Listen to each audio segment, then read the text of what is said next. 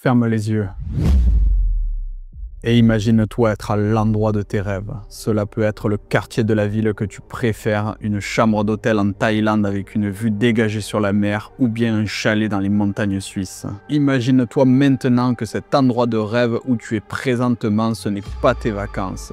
En réalité, tu peux y rester aussi longtemps que cela te chante. Tout simplement car tu es totalement libre. Tu gagnes ton argent sur Internet grâce à une activité qui te plaît. Tu emménages tes journées comme tu le désires. Si tu veux te lever à midi et travailler au beau milieu de la nuit, tu peux. Si tu veux partir sur un coup de tête là où il fait chaud, tu peux. Si tu en as marre des gens qui t'entourent, tu peux aller en rencontrer de nouveaux. Bref, une liberté totale. Voilà le genre de vie à laquelle tu peux prétendre aujourd'hui. Je t'invite à réouvrir les yeux désormais car si ce rêve t'intéresse, alors tu es au bon endroit au moment où je publie cette vidéo. On est le 1er janvier 2025 et il n'y a pas meilleur moment pour te lancer. La vie que je viens de te décrire à l'instant est celle que je vis depuis le 1er janvier 2017, année où j'ai quitté la France en gagnant mon argent sur Internet, en passant par le magnifique hiver québécois, les plaines arides du Liban, une colocation avec des amis à Malte ou bien une villa avec une vue dégagée sur la mer sur l'île de Koh Samui en Thaïlande. Et je m'apprête dans cette vidéo à te délivrer mes 8 années d'expérience sur un plateau repas pour te guider à travers toutes les étapes et que tu puisses toi aussi gagner ta liberté grâce à ton solo business sur Internet. Tu es prêt mon gâté? Avant de démarrer, pense bien à t'abonner à ma chaîne car cette vidéo n'est qu'une pépite parmi tant d'autres que je te délivre chaque dimanche. Allez, c'est parti, pas de tour de chauffe, on a une liberté à aller chercher couteau entre les dents, le temps file. Tout d'abord, mais c'est quoi exactement un solopreneur? Il s'agit tout simplement de la contraction du mot solitaire et du mot entrepreneur. Il oppose à un certain degré l'entrepreneur classique avec des responsabilités écrasantes, des employés, des collaborateurs, des partenaires avec une entreprise lourde et très difficile à gérer qui parfois peut rendre l'entrepreneur classique encore moins libre que ses propres salariés. Opposé à l'entrepreneur solitaire qui a compris que plus d'humain voulait dire plus de responsabilités et donc moins de liberté. Raison pour laquelle il bâtit une entreprise au service de sa vie en gardant cela le plus minimaliste possible. En gagnant bien souvent moins que l'entrepreneur classique certes, mais disposant d'une liberté et d'une tranquillité sans pareil. Ce qu'il faut comprendre ici, c'est qu'en tant qu'entrepreneur et dans la vie en général, plus tu en veux, plus tu devras travailler, plus tu devras recruter, plus tu devras prendre de responsabilités envers tes clients et ton équipe. Bref, tu vois le tableau. Le but est donc dès le départ d'être le plus clair possible avec tes désirs. Est-ce que tu veux le plus d'argent et le plus d'impact possible ou alors le plus de liberté possible? Car les deux vont rarement de pair, surtout au début. Cela tombe à merveille, voici qui s'amène l'étape numéro 1 de ton parcours de solopreneur qui veut bâtir une entreprise au service de sa vie afin de voguer librement sur Grand Line.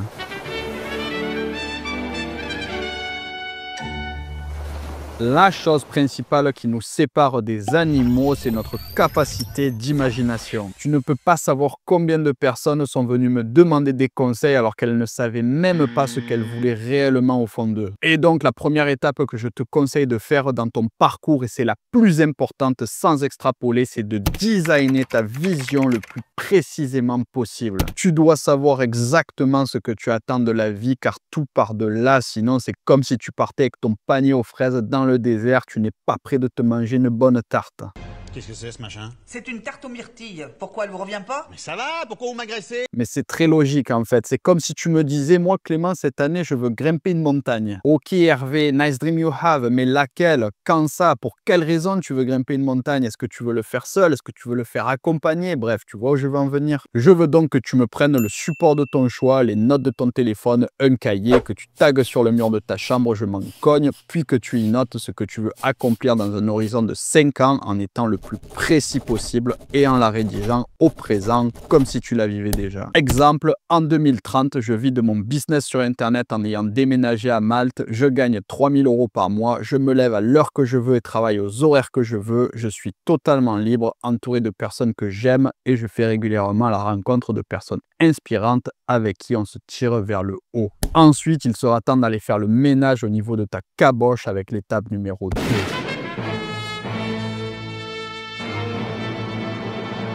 Une fois ta vision réalisée, très bien, mais tu vas te prendre un premier bâton dans les roues de ton VTT Décathlon qui s'appelle la peur de l'échec. Est-ce que j'en suis capable? est-ce que ça va fonctionner pour moi? Et puis au final, moi, je viens d'une famille de salariés. Qui suis-je pour vivre de mon business sur Internet? Toutes ces questions sont légitimes et sache qu'on est tous passés par là, moi y compris. Mais tu dois comprendre une chose fondamentale lorsqu'il s'agit de sortir du moule, c'est que sans prise de risque, pas de résultat. De ce fait, je t'invite premièrement à lister toutes les choses que tu as accomplies dans ta vie pour te rappeler que tu as déjà dépassé ta peur de l'échec à maintes reprises et surtout que toutes les bonnes choses que tu as obtenues dans ta vie ont été dues à une prise de risque ou au fait que tu t'es affirmé. Ensuite, reviens à l'étape 1 et connecte la réalisation de ta vision à la prise de risque. Il faut que tu comprennes une chose fondamentale à cette étape, c'est que si tu veux réaliser ta vision, il te faut passer à l'action, c'est inévitable. Enfin, je finirai en te disant qu'avoir peur de l'échec, c'est comme avoir peur d'être fatigué après une séance de sport. La fatigue après un entraînement est ce qui va permettre à ton muscle de devenir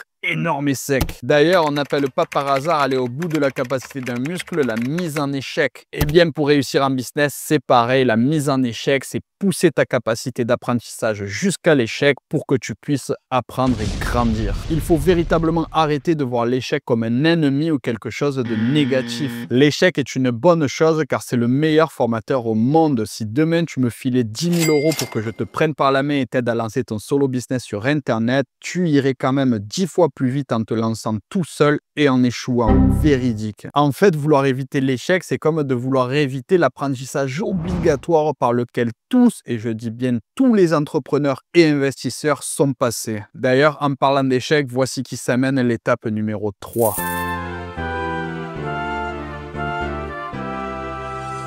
La peur de l'échec en entrepreneuriat se traduit très souvent par la peur de perdre de l'argent. Ah, notre précieux artiste durement gagné, on aimerait l'emmener dans la tombe, pas vrai? C'est pour ça qu'il est si difficile pour nous de nous imaginer le perdre. Raison pour laquelle il te faut faire absolument un point sur ta situation financière avant de te lancer afin de faire place nette et te préparer au mieux au challenge à venir. Est-ce que tu as des addictions, un comportement compulsif, une incapacité à économiser ne serait-ce que 5% de ce que tu gagnes? Il te faut absolument faire un point et un nettoyage à ce niveau car si tu souhaites te lancer en entrepreneuriat alors que tu es accro aux paris sportifs ou au shopping, alors cela sera extrêmement compliqué, je préfère te le dire tout de suite. Une fois que tu as fait le point, je veux que tu établisses un budget dédié uniquement à ton solo business que tu mettras idéalement sur un sous-compte, voire encore mieux sur un autre compte en banque pour séparer dépenses personnelles et professionnelles. La somme idéale que je te conseille pour démarrer sereinement, c'est 5000 boules. La peur de perdre provient très souvent du fait que tu n'as pas effectué cette séparation. De ce fait, tu as l'impression que si tu investis ton argent dans un business, c'est de l'argent que tu perdras pour payer ton loyer ou te nourrir. Anxiété, bonjour. D'où la bonne idée de créer un budget sur un compte séparé, ce qui te permettra d'être beaucoup plus tranquille en te disant que cet argent est alloué uniquement à ton solo business sur Internet et cela te permettra de voguer tranquillement vers l'étape numéro 4.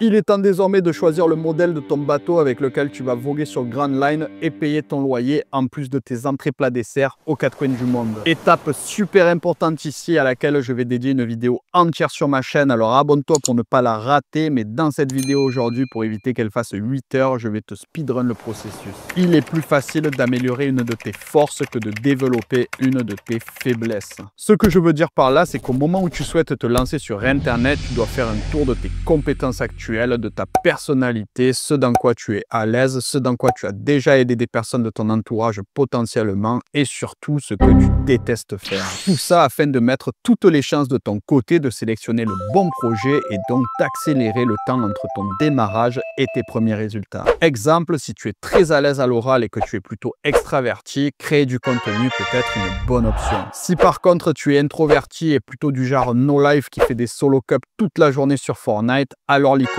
ou des sites d'affiliation sera sûrement quelque chose de plus adapté à ton profil. Ensuite, d'où le budget des 5000 € de l'étape numéro 3. Une fois un domaine sélectionné, voici comment prendre un speed boost. Trouve un mentor sur YouTube ou n'importe quel réseau, puis termine tout son contenu et prends son accompagnement payant. Cela va te permettre de pleinement t'engager dans le processus car comme disent les Américains, people who pay attention, à savoir en langue du fromage, les gens qui payent sont attentifs. Mais également, cela te permettra d'obtenir l'information la plus qualitative possible et surtout de te concentrer en n'écoutant qu'une seule personne. Enfin, tu pourras transiter beaucoup plus facilement vers l'étape numéro 5.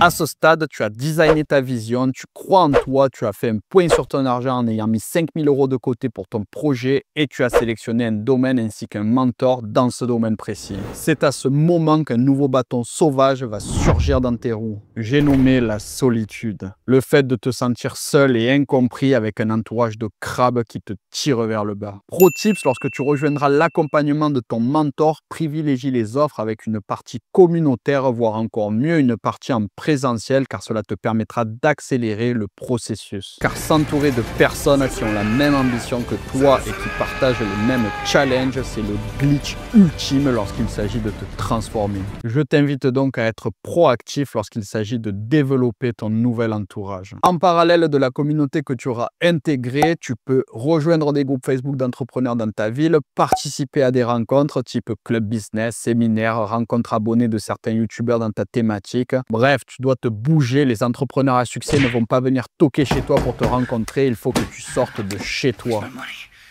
Envoie des DM, vas-y au culot, il faut que tu crées des interactions. Ensuite, il te restera à te rendre dans la forêt avec ta hache à 2 mains et abattre un arbre après l'autre grâce à l'étape numéro 6. Maintenant que tu as ton projet, ton mentor et ton nouvel entourage, il y a encore 2 petits enfoirés avec leur tête foirée qui peuvent t'empêcher de vivre la vie dont tu rêves. J'ai nommé la procrastination et le syndrome de l'objet brillant. Et je remets tout au lendemain car j'ai piscine et j'achète une formation sur un domaine différent tous les mois. Tu me suis? Voici mes parades. Pour le focus, comprendre que le projet parfait n'existe pas, que tu traverseras le désert dans tous les projets que tu lanceras. Tu n'y couperas pas. Alors plus vite tu traverses le désert dans lequel tu as déjà commencé à marcher, c'est-à-dire cette phase où tu travailles sans avoir de résultats, plus vite tu en sortiras et taperas ton meilleur crawl dans l'oasis luxuriant. Redémarrer de zéro sur un nouveau projet en croyant qu'il sera mieux que celui que tu fais présentement et que tu obtiendras des résultats plus rapides, c'est justement le meilleur moyen de te retrouver comme une bouse séchée au soleil au milieu du désert. Ensuite, pour la productivité, c'est encore un vaste sujet. Alors je te glisse une vidéo ici où tu peux retrouver mon système anti-procrastination. Mais en bref, ce que tu dois comprendre, c'est que les résultats extraordinaires proviennent de petites actions cumulées sur une très longue période de temps. La procrastination provient très souvent du fait que tu en mets trop sur ta table et donc tu te sens paralysé devant une montagne de choses à faire. Comprends donc que tu iras beaucoup plus loin en mettant 1 heure par jour sur un même projet pendant 5 ans que 8 heures par jour, mais pendant 1 an seulement, car tu abandonneras au final complètement épuisé. La clé pour que tu deviennes ultra productif, c'est d'identifier l'action la plus importante à effectuer aujourd'hui pour avancer dans ton projet et de me l'achever cette garce. Tout le reste n'est que distraction. Adieu procrastination, bonjour productivité.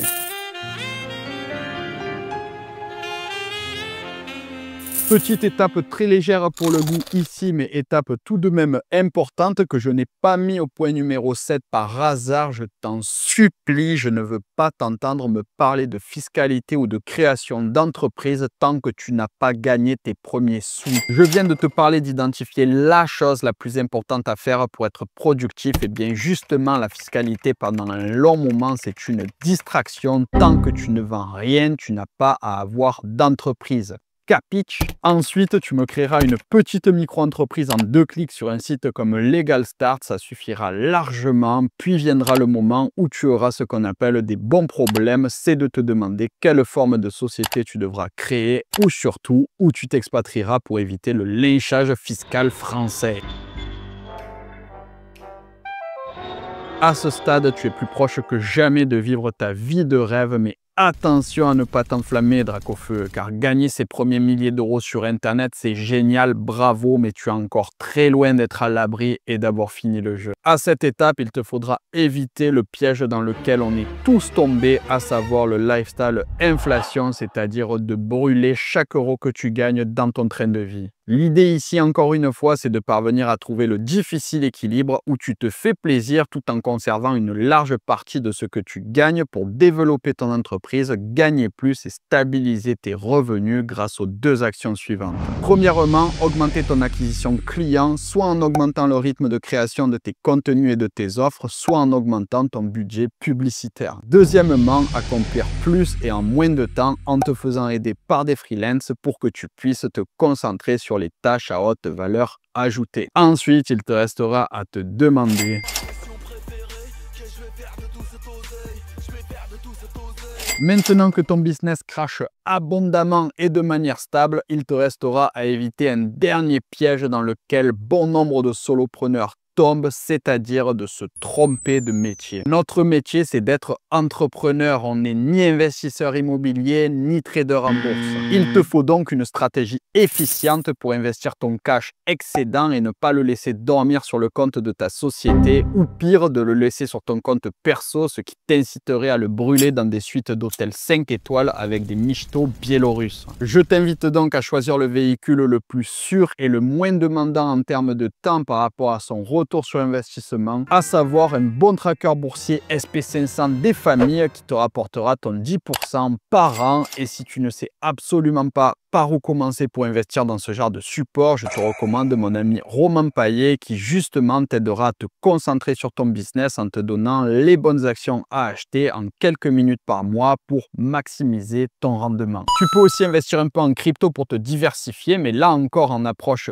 holder long terme, c'est-à-dire de détenir du Bitcoin et le voir grimper to the moon sans rien toucher. Pas de trading ici où tu envoies la cabane sur un shitcoin en espérant faire x1000. L'immobilier peut être également une bonne solution de diversification à l'unique condition que tu trouves une offre clé en main comme le propose par exemple mon ami Romain Armato avec sa société Life Invest avec laquelle j'avais acheté 2 appartements en Estonie clé en main où je n'avais eu rien à faire pour un maximum de rendement. La chose à comprendre ici, c'est que peu importe ce que tu choisiras pour te diversifier, il faut que tu n'oublies jamais que ton principal levier d'enrichissement, c'est ton business et que tu gagneras beaucoup plus à passer du temps sur ce dernier en le développant plutôt que de commencer à jouer les traders boursiers ou les investisseurs immobiliers. D'où l'intérêt de ne pas te tromper de métier et de t'entourer de personnes compétentes qui te feront certes gagner un peu moins que si tu t'en étais occupé toi-même, mais par contre qui te feront conserver ton temps pour que tu puisses le mettre sur les actions qui payent le plus possible et que tu te diriges tranquillement vers l'étape numéro 10. Et voilà. Tu vis désormais ta meilleure vie, tu es totalement libre grâce à ton solo business sur Internet. Tu te verses chaque mois des beaux salaires en plus d'envoyer une large partie de ce que tu gagnes sur Interactive Broker pour te préparer un futur doré au soleil. Ça, quel plaisir! Résumons désormais ce magnifique guide aux 10 épices si tu le veux bien et si tu le veux pas, tu connais la rengaine. Cassez pas les couilles, hein. 1. Établir une vision précise de la vie que tu veux. 2. Prendre confiance en toi et passer à l'action avec courage. 3. Faire un point sur ta relation à l'argent et allouer ton budget business. 4. Sélectionner un domaine en fonction de tes forces et trouver un mentor. 5. Rencontrer de nouvelles personnes et te créer un solide entourage. 6. Rester focus et avoir une bonne méthode de productivité. 7. Créer une micro-entreprise uniquement lorsque tu commences à faire des sous. 8. Scaler en évitant le piège du lifestyle inflation et déléguer certaines tâches à des freelances. 9. Avoir un plan d'investissement efficient pour éviter de laisser ton argent dormir. Et enfin 10. Vivre ta meilleure vie en toute détente. That's it mon gars sûr. Alors maintenant devant cette liste de 10 étapes croustillantes, je sais que tu peux te sentir devant une montagne et que cela peut te décourager plus qu'autre chose. Mais laisse-moi te rassurer. Je t'en ai parlé précédemment dans la partie productivité. Tu n'as pas besoin de penser aux 10 étapes tout de suite. Tu dois sélectionner l'étape sur laquelle tu es présentement et oublier toutes les autres. Si tu te considères à l'étape numéro 2 présentement, alors concentre-toi sur cette dernière et ne passe pas à l'étape suivante tant que tu ne l'as pas terminée. J'aime beaucoup la métaphore de l'alpinisme lorsqu'on s'apprête à attaquer un gros objectif tel que celui de vivre de son solo business sur Internet. Si tu as pour objectif de grimper l'Everest, on s'en fout de savoir comment atteindre le sommet. Toi, ce que tu veux savoir, c'est comment aller au Népal, puis au pied de l'Everest, puis au camp de base numéro 1, puis au camp de base numéro 2, etc.